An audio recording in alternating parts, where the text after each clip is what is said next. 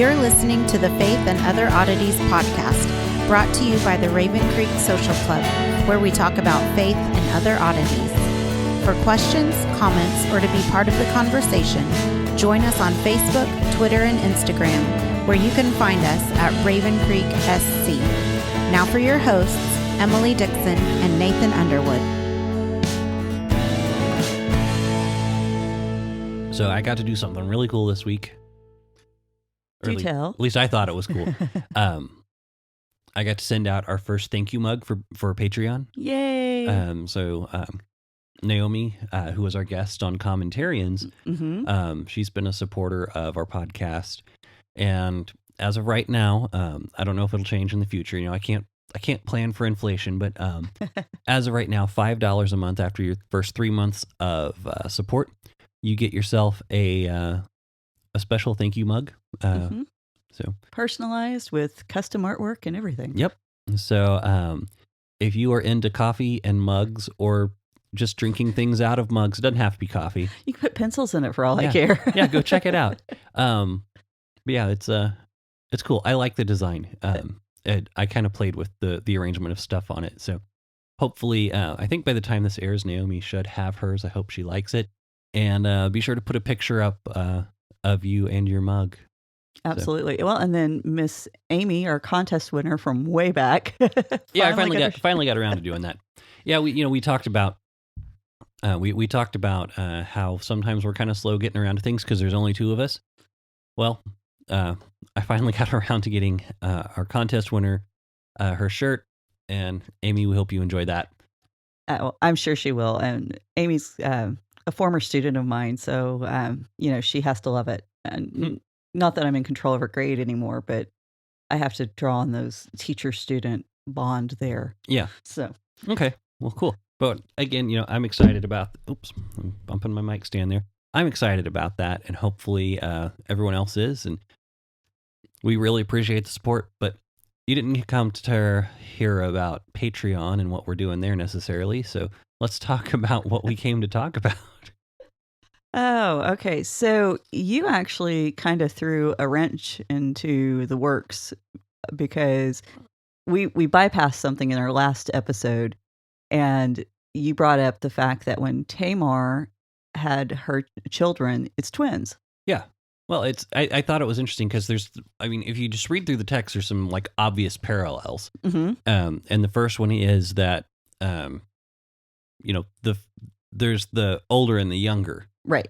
And there is, they say when the older one when one baby started to come out, he stuck his arm out, they tied a red ribbon around it, and then he pulled his arm back in. And then the second one came out first. Right.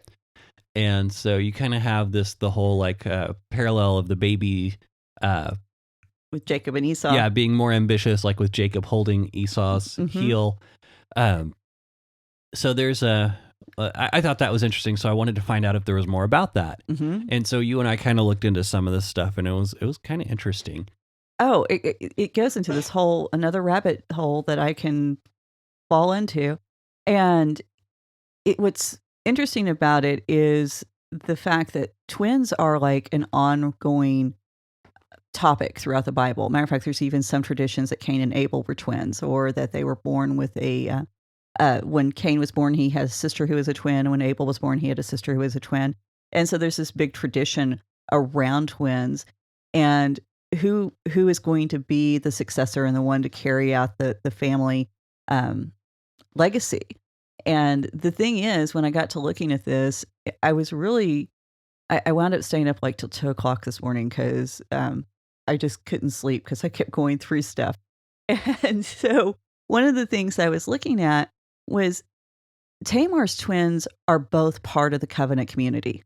They're part of the tribe of Judah, which is kind of in contrast with Jacob and Esau, where we have Jacob who is the head of the covenant community, and Esau. If we go with Jacob have I loved and Esau have I hated, we kind of get this idea that Esau's been kind of cast out. But we've talked about how he wasn't necessarily just abandoned.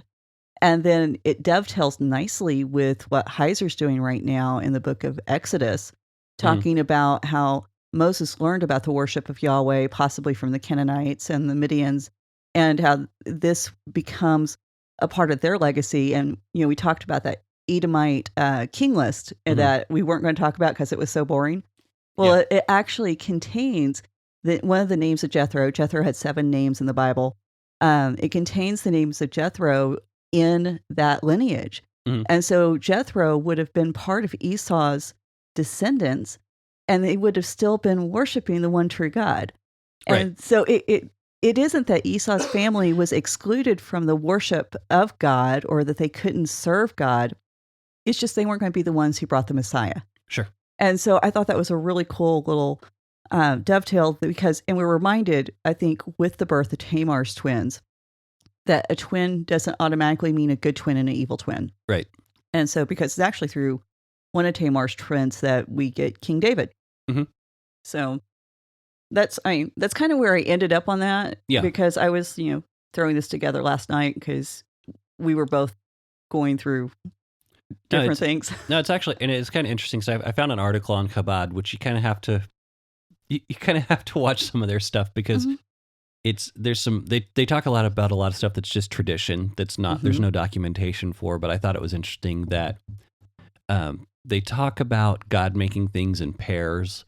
For example, he makes the day and the night, and he makes the sun and the moon, and he makes the water and the dry land, and all these things, and he tends to make things opposite. Now, I don't. That was a hot topic in Second Temple literature, and Marian Brand has. I just want to throw this out there. Marian Brand actually covers this in her podcast about these ideas of evil and why evil exists, and that was one of the interesting hypothesis in Second Temple literature, that God just makes things in pairs, and so he makes good people, and he makes people who might be bad. And so it really is kind of a weird thing. And again, I'm not saying this is how it is, but it's worth understanding the thought processes behind that. And but the idea is that when Jacob and Esau, there's actually a difference in the wording in Jacob and Esau and in Tamar's pregnancy story. When Jacob and Esau are born, it says when the time of her pregnancy had been fulfilled, and then I can't remember exactly how Tamar's was, but was something like when she gave birth. They didn't say anything about the fulfillment of the pregnancy, right? And so the sages believe the difference in the phrases, it could mean that there was, in Jacob and Esau's case, it was a full pregnancy that led to one deficient brother and one complete brother. And then in Tamar's pregnancy, her deficient pregnancy, which they believe the phraseology meant that she didn't carry to term. So they say 7 months, but a deficient pregnancy led to 2 righteous twins.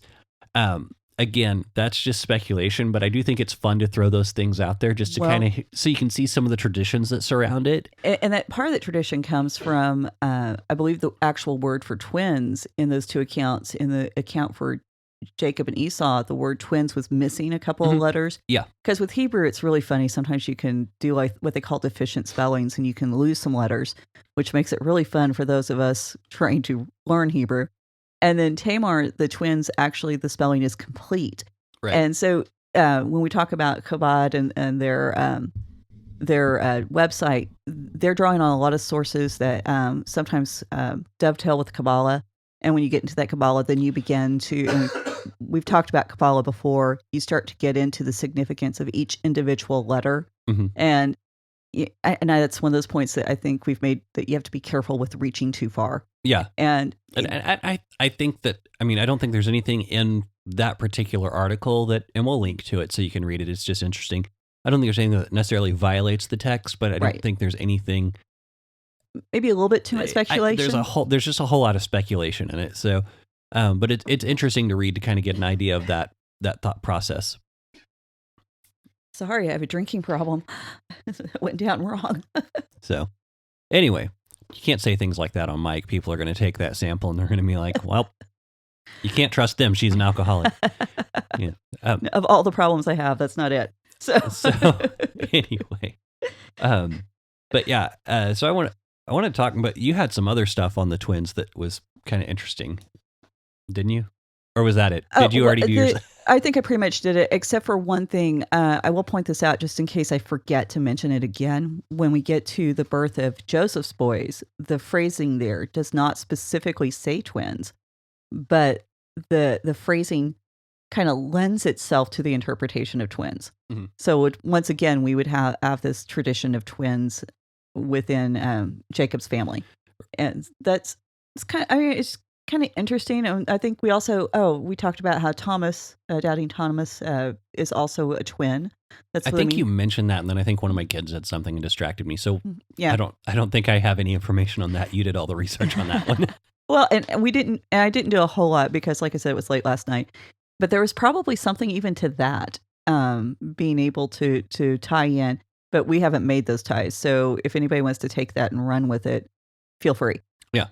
Yeah. If you have any good information, send it our way. We want it. So cool. So that kind of wraps up, just like I said, something we wanted to tack on with Judah and Tamar, that story.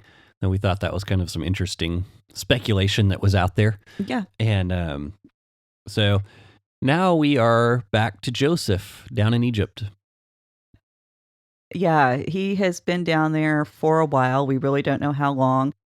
We know he was sold to the chief steward of Pharaoh's house, and he's known as Potiphar. It's very interesting. Potiphar's name is only mentioned twice in the entire text.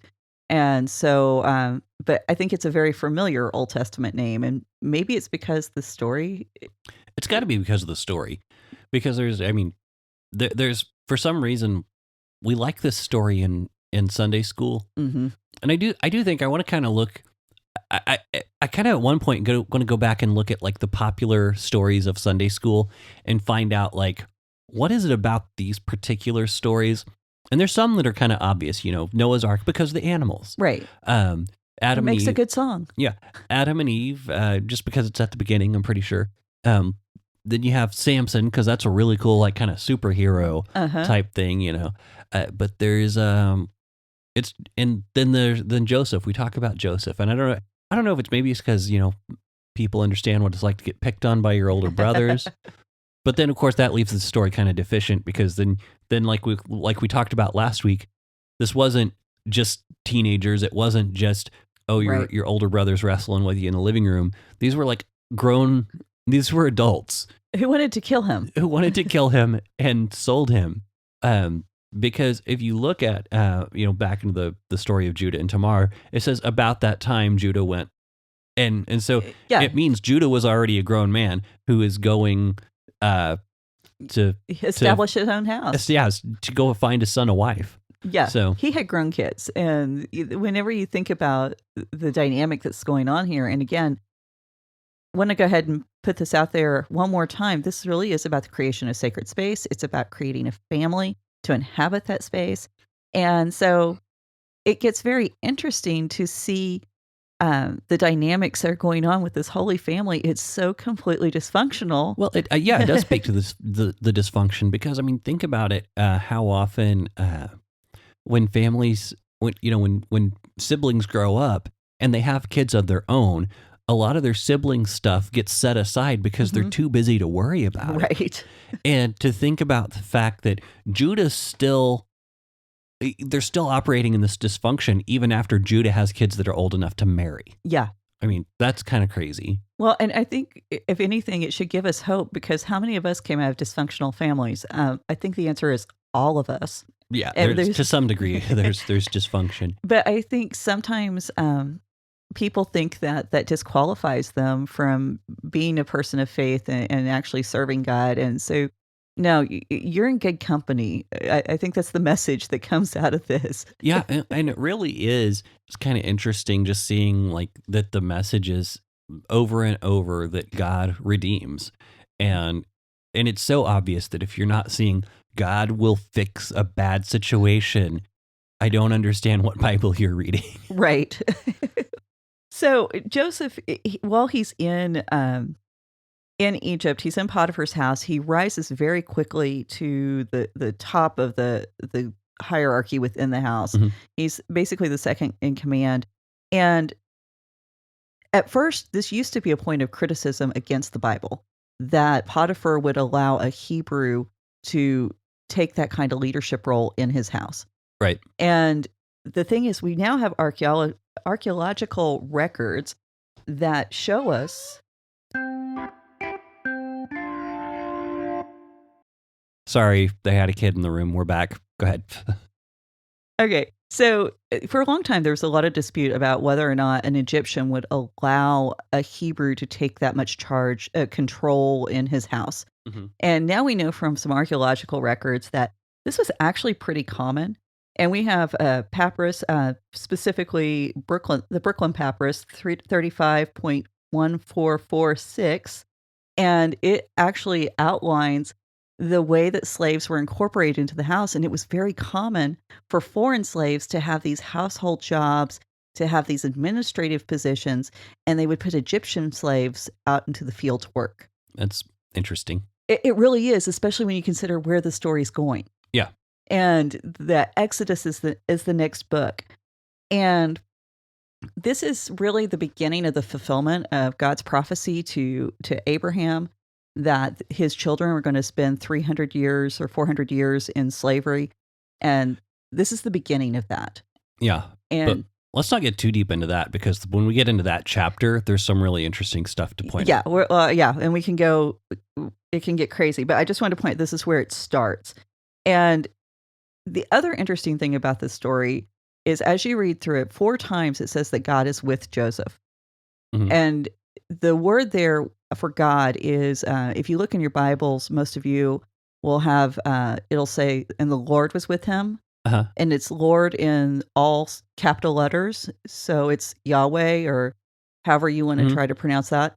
Anytime you see that all capitals in the Lord, that's what the translators are trying to tell you. This is the unique name of God being used here. And this is important because we're in Egypt and there's like a bazillion different gods. Yeah. And so the writers really want you to understand this is the God that is with Joseph. I can see how that's important. Something else I want to point out here. We talk about what a great blessing Joseph had here. Mm-hmm. With being given, rule of up to half the kingdom kind of thing, of Potiphar's estate, giving rule of basically everything except Potiphar's wife. But one of the things I think we tend to overlook is the responsibility aspect of this. Is Joseph didn't get there just because, oh, well, God's with me, so I'm just going to get a promotion because I believe in him. No, he was working hard and he was doing well at his job. And I think that's one of the things that we as Christians need to be doing. And I can go all day about this, because I've worked with people, and this is a little tangent, but I've worked with lots of people. I've been in management and retail and in customer service, phone banks, things like that, where the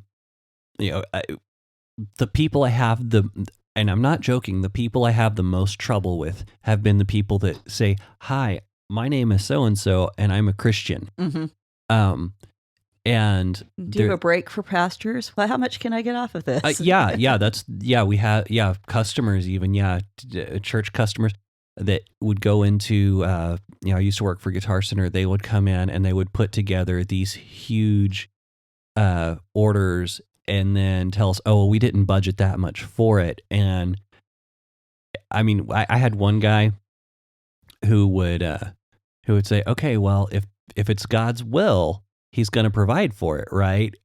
And this guy was not a Christian. He had just dealt with enough of these churches, but no. So Joseph was not just slacking off at his job. That's all that to say this. Joseph was not just slacking off at his job.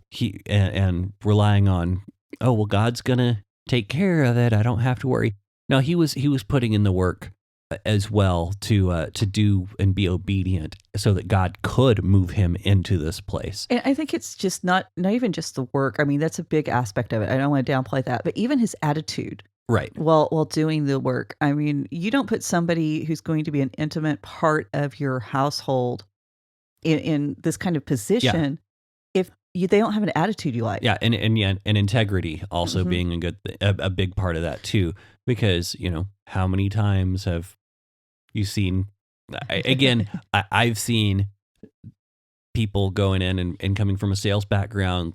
The guy who was stealing the most sales was the guy who was always talking about his church, and I can't deal with that. Oh, well, I was a server for so long. You want to talk about the worst people to wait on?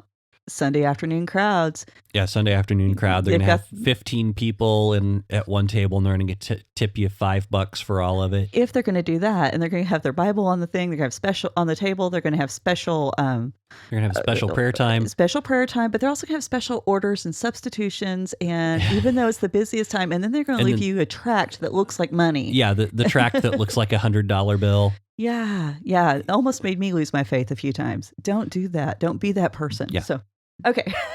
That's our disclaimer. Sorry, we come, have you noticed we come from a customer service and retail backgrounds? Well, I don't think people realize how much damage they have done to the image of Christianity just in failing to be polite. Well, and being disconnected even from the people they're around, because I don't think a lot of Christians realize that is a caricature. The church lunch customer, that's a caricature, a known caricature among anyone in the customer service industry. Anyone, yeah. So if you're not aware of that, get a clue, or go wait tables for 6 months and yes, figure it out. Well, everybody ought to be required to do that anyway. So, well, I worked fast food for a while, so I think I got close. You got very close. So okay, back to the Bible. But Joseph did a good job, had a good attitude, and worked with integrity. So go ahead. Okay, so Joseph, yes, absolutely worked with integrity. The only thing that Potiphar kept from him was his wife, and it's also interesting. The other thing that Potiphar paid attention to with Joseph is the food that Joseph ate. And that's going to be a big point when Joseph's brothers arrive. This is also going to be a big point in Exodus whenever Moses wants to go sacrifice animals. And we're going to talk more about that when we get to the meal that Joseph shares with his brothers. Okay. But I think it's interesting that we already have this hint, hey, there's something to do with the food, and we need to watch out and pay attention to what's going on with the food. Mm-hmm. And we're already getting here. Now, in this section 2, Joseph is described as well-built and handsome, is what my version says. Which verse? That is verse 6. I have, now Joseph was handsome in form and appearance. Okay, so he is the only man in the entire Bible that's described this way. And matter of fact, the only other time we find these precise words are about Rachel, who is his mother. Okay. And so this has led to some speculation, and we're going to go into kind of how the story might support this, that he was not purchased necessarily to be this great steward of Pharaoh, of Potiphar's house, but that he was actually purchased because Potiphar had desires for him. And because, well, let's just go through the story and we'll get there. So the wife approaches Joseph, and it says on a certain day, and the rabbis saw that to say, okay, on this day, this is verse 11, it says on one such day, that Joseph had actually gone back to the house and was going to do accounts for Potiphar and do some different things because it was an Egyptian holiday. Okay. And so Potiphar's wife knew that Joseph would be there alone, and so that she had constructed this. Now, speculation, but we do know that she did arrange a situation where she could be alone. Right. Whether there was an Egyptian holiday, but I think that kind of went to your working hard idea that when everybody else is on holiday, Joseph is there. And so, and she had coaxed him for days, but on a certain day while he was there to do work, none of the household inside, she basically says, come lie with me. No other woman in the Bible is this direct. And she got lost in my notes here. No one else is this direct. And Joseph, of course, he refuses her, and he uses 3 lines of reasoning. And I really like this because so often we as Christians want to use one line. Mm-hmm. And he uses the line of reasoning that it's wrong because he'd be breaking his master's trust. Mm-hmm. And then he says it's wrong because it would be dishonoring to her marriage. Mm-hmm.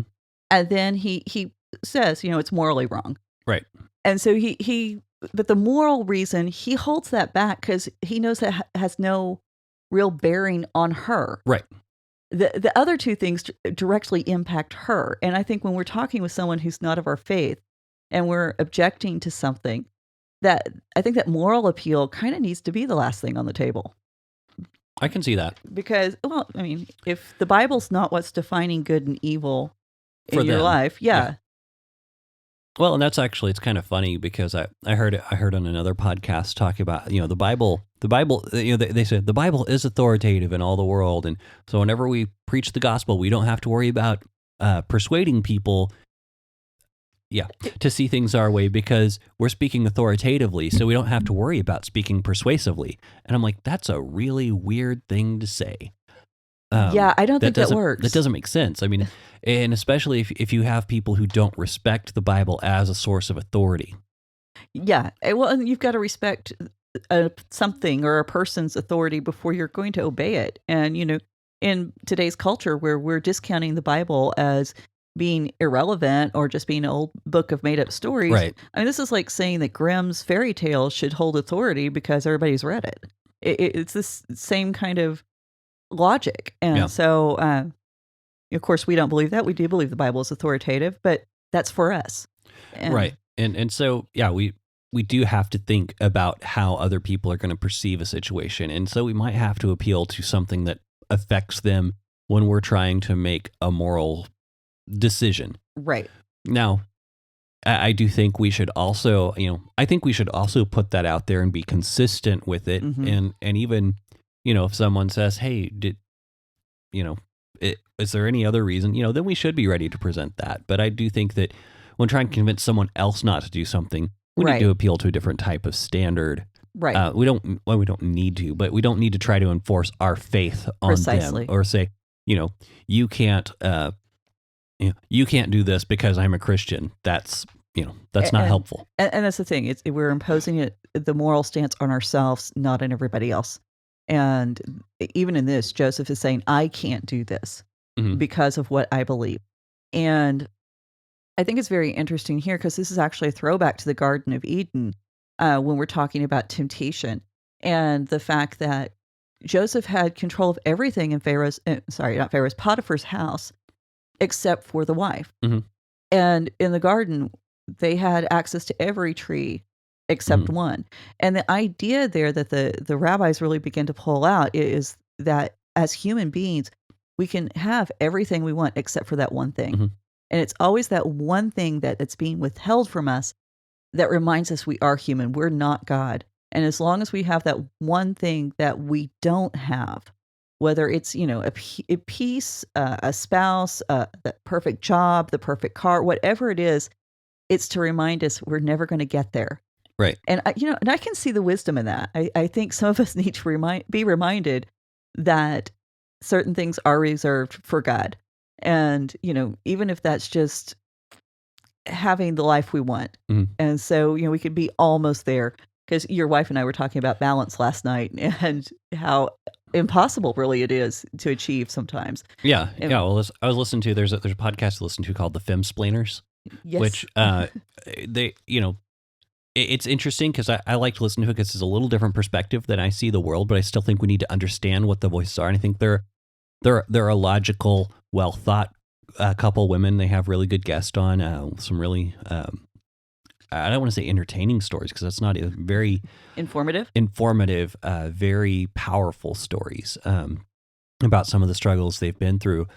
So I was listening to that and I can't remember who it was. One of the hosts said she had a chance to talk to about being one of the, she was a well-known woman in commerce.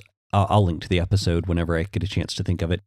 But she was a businesswoman and she had a family and the host said she had gotten a chance to ask this woman, how was it you managed to balance family and work life and have great kids and still run this company? And this woman said, I was just exhausted for 18 years. And it's really kind of, that you can have a great family, Great business. great business, but no sleep. but no sleep, or you can have sleep and a good family. Actually, I don't think you can have a great family and get as much sleep as you want. But that's and it goes to this again, is that there's always that one thing, and being okay with the fact that there's one thing that's going to be off the table, and I think sometimes we get to decide what that one thing is, right? And like with your scenario where you were talking, well, the scenario you just presented, that the business, the family, and the sleep, pick two. I mean, so well, and that's actually one of the things. And while we're talking about things that I listen to that might lose us fans, I listened to Jordan Peterson, and he was talking about how sacrifice is a big deal, and that you have to choose. And whenever you knowingly are sacrificing something, it's not a big deal, because the sacrifice is not about what you're giving away. It's about what you're putting in front of you that makes the other thing less important. Oh, my goodness. Because he was talking about when he started doing his college work, he quit drinking because he realized, hey, it's really hard to think to the level you need to when you're hungover trying to write during the day when you've been up all night drinking. And so he gave it up. Not like altogether. He said he still has a drink every now and again, but he quit going out and partying every night. And that sounds like a simplistic story, but at the same time, it's that same principle. You put something that's more important out there to go towards, and the other stuff just falls by the wayside. Well, then that falls in line with Proverbs, where there is no vision, my people cast off restraint. Right. And that's been something that in my own life, it's like, once I get the vision of what I'm trying to accomplish, then it's very easy to say no to even good things. Like sleep. Yeah. Like being up till 2 a.m. researching. Yeah. It's good. It's easy to say no because I know what I'm working for. And so that's a very biblical principle that he just laid out there. And unfortunately, a lot of college students don't get that. Right. And as a former college student and teacher, I've seen this in action. Right. And so it sounds simple, but it actually is something a lot of people don't understand. So Joseph, he gets it. He understands that he's got to say no. And this is one of the few times that he really gets it right. Mm-hmm. And we're going to talk about the things that we've already talked about the way he was so arrogant towards his brother and kind of a brat.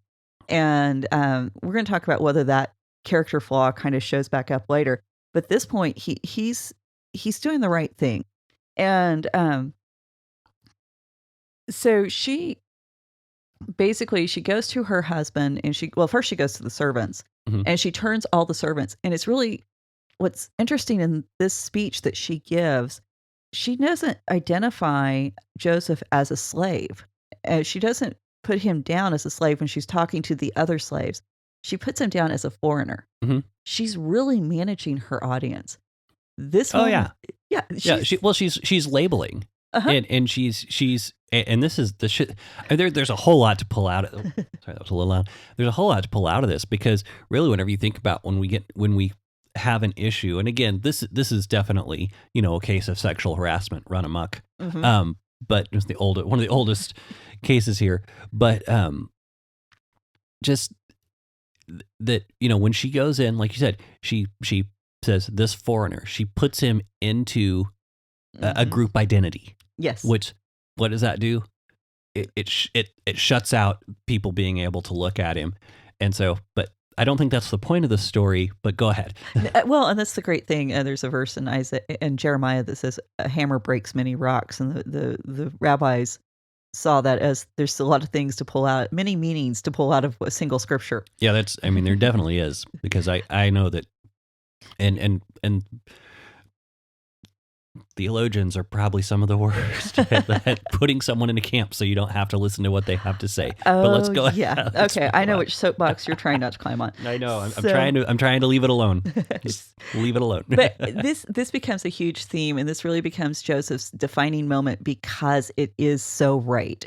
And there is I think we've talked some in the past about Second Temple Lit, and how a lot of the Second Temple literature was written to kind of explain kind of gaps and things in the story, and to really kind of elevate even the characters of the Bible beyond what the Bible does itself. And there is a set of writings. It's called the Testament of the 12 Patriarchs. And the Testament of the 12 Patriarchs is basically books written by each of Jacob's sons. And almost all of them kind of have some sort of reference to Joseph in this event. Because think of Proverbs. Mm-hmm. It's kind of like Proverbs from each of these. Okay. And so it's an interesting read. And each of them cover a different topic. Reuben talks about evil desires, and Simon talks about envy. Levi, of course, talks about the priesthood, but they all are very specific. Joseph talks about promiscuity. And, okay, I thought you were going to say middle management. But, no, sorry, go ahead. which can be evil in and of itself. But anyhow, but in this book, they when they refer back to this event, Reuben says promiscuity is the first of the evil spirits. Simon says it's the mother of all evil. Reuben, specifically of Joseph, says that Joseph guarded himself from every woman and guarded himself from all impurity. And then Joseph in his book says, I did not yield to her even in my heart. And so this idea that Joseph was so pure and that he wasn't going to do anything with her because it was specifically a sexual sin. Mm-hmm. And that's really built on that Testament of the 12 Patriarchs. And you can get PDFs of that online to read for free. That's cool. So it's out there. When she goes but that's pseudepigraphal work. Yes, it is a pseudepigraphal work. And it's going to, but those concepts are actually going to show up in some other books that I want to look at related to this later. Okay. Well, and just to clear up what pseudepigraph is, those are people writing around the second temple time, writing things in the name of known biblical characters, because they would believe it would give it a little more better reception, better authority, more authority. Yeah. So it's not that they were necessarily trying to fool anyone, right? But they were basically kind of manufacturing the wisdom that they would have assumed that the brothers might have brought forth from their experience. It's a very accepted writing style. I mean, today we don't do it with copyright laws and what have you, but at that point, it was just known that this was going on, and it was okay. So it was preserved. We still have copies of it. It's a fun read. I actually read through it in preparation. This is the Apocryphal Old Testament by H.F.D. Sparks, and that's one of the very much a respected translation. So when she does leave when she stops talking to the slaves, let's get the letters in the right order. She goes to Potiphar, and it says Potiphar was furious. And what's interesting is it doesn't tell you who he's furious at. Right. It doesn't say if he's furious with her or he's furious with Joseph. Now, this is where, remember, we talked about why did he purchase Joseph? What was his ultimate design? Because Potiphar had every right to have Joseph killed. Mm-hmm. And specifically, he typically would have an Egyptian who had a slave who violated the house in this way would have been killed. And Potiphar didn't do it. So this kind of lends a little credence to that speculation that Potiphar bought him because Potiphar had designs on Joseph, not just his wife. And so now we've kind of upped the ante that Joseph may have been in a very sexually abusive, predatory environment. Right. And he's not very old at this point. I think like 17, 18, somewhere around in there. And so we have to ask, why didn't Potiphar have him killed? Was it God's intervention? Was there some kind of affection there? Right. And this leads into a whole bunch of other stories that we're going to go into later. It's interesting that Potiphar, when he imprisons Joseph, the prison's in Potiphar's house. It is. I hadn't noticed that. Yeah. Well, in chapter 40, verse 7, this is talking about Joseph's custody in his master's house. In chapter 41, verse 10, in the custody of the house of the chief steward. Now, interesting little note here. Not only is it in his house, Egypt is the only culture at this time using prisons. Right. Because if you go back to every other culture, we're looking at fines. We're looking at exile, death, dismemberment sometimes. These are the accepted punishments for violating law. Yeah. But we're also looking at the difference between an established society and culture with structures, with buildings that don't move around versus tents and camels. Right. And, Yeah. Versus a nomadic type of people. Yeah. So if you can lock up your prisoners and keep them in one spot, you probably have an established base. You're pretty wealthy. Yeah. And so that I think that's pretty interesting. That Joseph is in a place where he can be a prisoner, he can be a slave, and there is this option. Sure. Because any other culture, this would not have happened. And so one of the things that we see come out of this is this really isn't just a question of will Joseph have sex with Potiphar's wife? Because in the slave culture, promiscuity was part of that. That was just the norm. Right. I mean, think about their situations. How many pleasures did they have in life? This is one of the few that the slave masters could not take from them. And so it's kind of well documented that this is one of the things that the slaves did quite frequently. And it becomes a question of identity. Is Joseph a slave of circumstance, or is he master of himself? Right.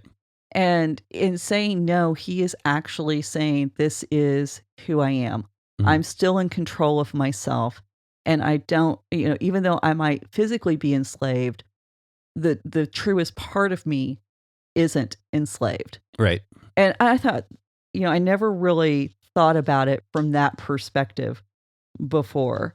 And so this kind of becomes very much an ongoing theme mm-hmm. in a lot of ancient literature.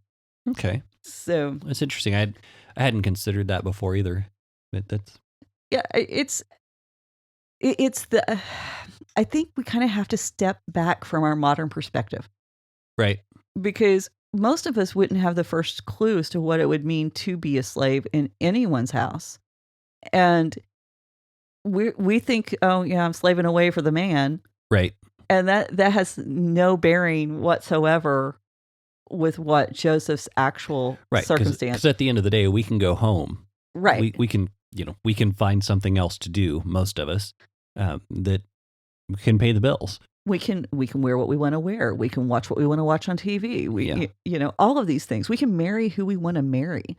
Right. We can keep our children with us if we so choose. These are the kinds of basic things that, what do you want out of your fridge? Right. And it is kind of interesting because it is kind of a miracle. I mean, that in most developed countries, there is no form of like actual slavery.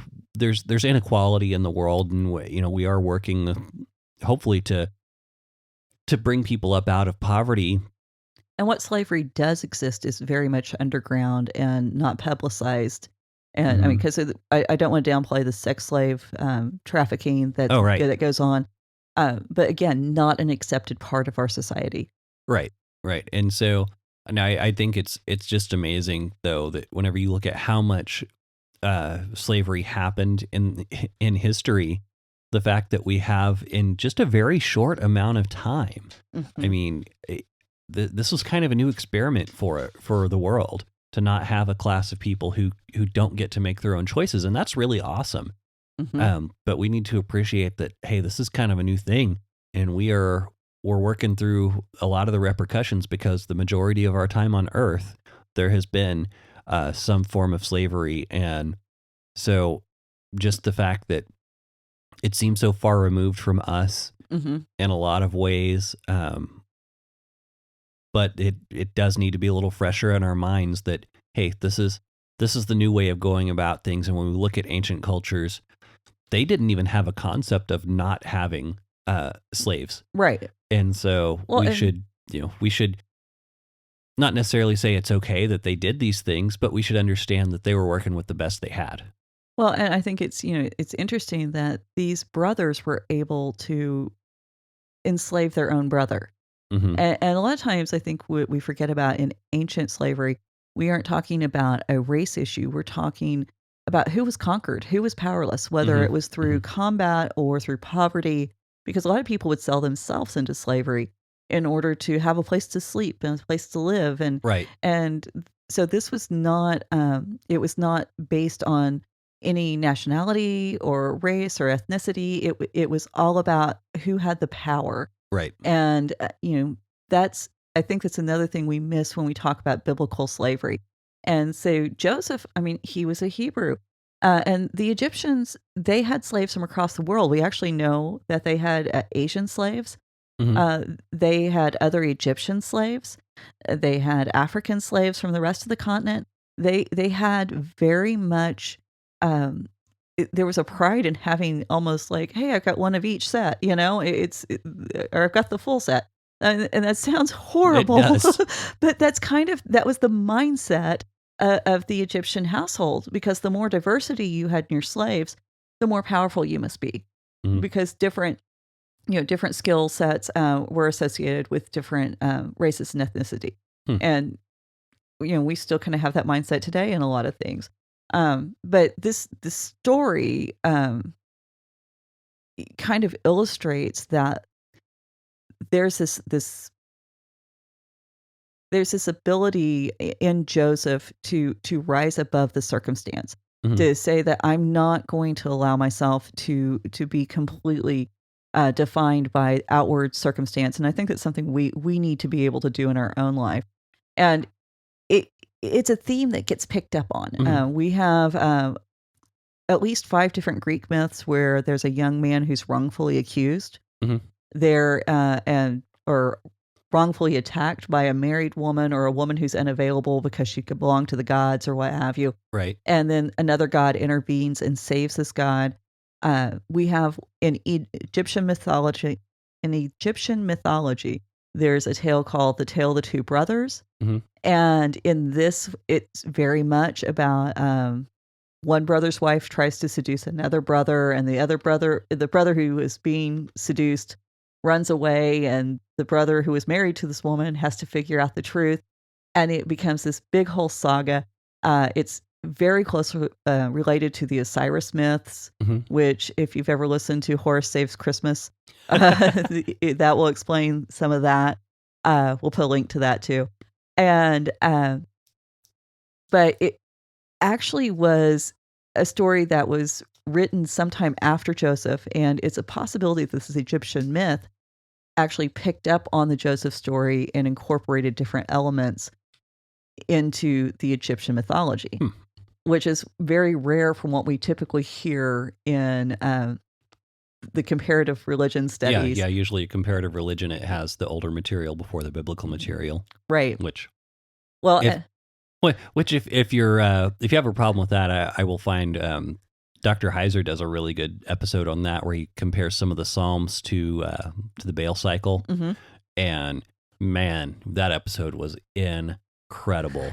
But we've talked about that a little bit too with in Genesis, with using that polemic idea in the biblical writing. Mhm. So yeah, it's really interesting when you start seeing who's writing what and when. Well, and when you bring up the Baal cycle, that Tale of the Two Brothers is based on some of the stories of Baal, Hmm. and they think that the Egyptians borrowed it from the Canaanites because it helps explain co-regency, which Okay. co-regency is the idea that you can have more than one king ruling at one time. And we know that this happened in Egypt, but it also happened with Joseph's brothers and the tribes and the kings of Israel later on, that there would be more than one leader at one particular time. And this is the reason why the kings get so confusing when we start getting into Israel's history, Sure. because you have all these overlaps. And but the stories all play off each other, and I think where we find these common themes within society and different societies Mhm. presenting these common themes, we begin to realize there is a problem here, that this is a reoccurring concern that arises just kind of organically within each community. Right. And you got to remember too, this is also a little bit of a commentary on views of women, because women were the seductresses of the ancient world. Men were not considered to be the aggressors. Women were considered to be the aggressors. And, that's so opposite from what we hear. That's very opposite from what we're used to hearing. It's kind of reminds me of, there's an episode of The Office where Michael's trying to ask for a raise and he's dating Jan. Do you remember that one? And Toby's like, I'm taking notes for what I'm certain is going to be the first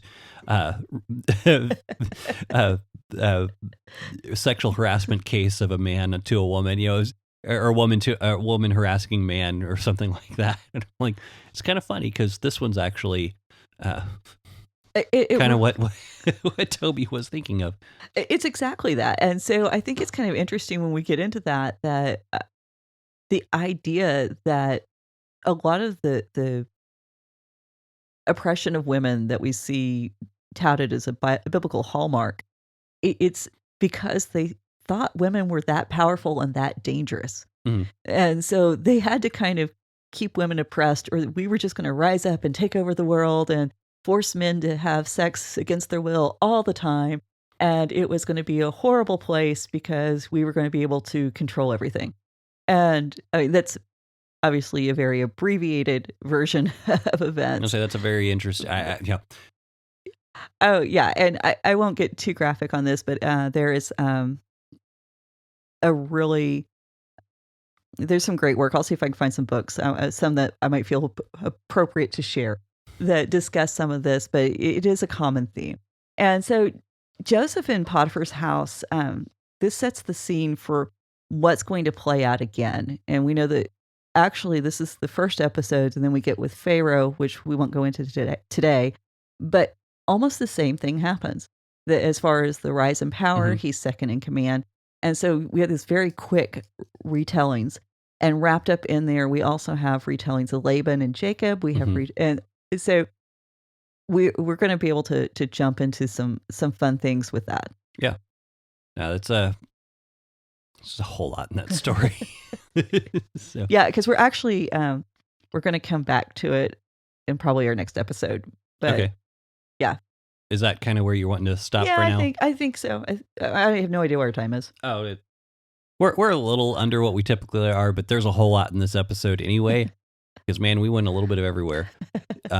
But next week it's more on Joseph and Potiphar's house. Are we going to the prison and the dreams, or are we doing? Yes, we are. Cool, because that's a fun one to get into. So I guess we'll see you back next week. We'll be in chapter 40.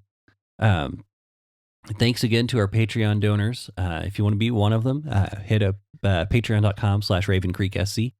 If you want to be part of the conversation, Raven Creek, or Facebook, Twitter, and Instagram, hit Raven Creek SC is our handle on all of those.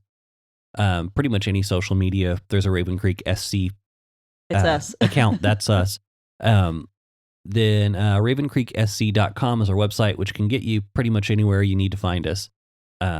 Get show notes and also some blog articles that Emily's been posting. So you get some stuff that's not even part of the podcast. I think I've got one or two up there. Get you more writing. I need to get more writing time. But that being said, thanks everyone for joining us, and we will see you next week. Thanks. Bye. You've been listening to the Faith and Other Oddities podcast, a Raven Creek Social Club production. Don't forget to follow us on Facebook, Twitter, and Instagram. If you like what you've heard, please write us a review on iTunes or consider supporting us on patreon.com/RavenCreekSC. As always, thank you for listening, and don't forget to join us next week.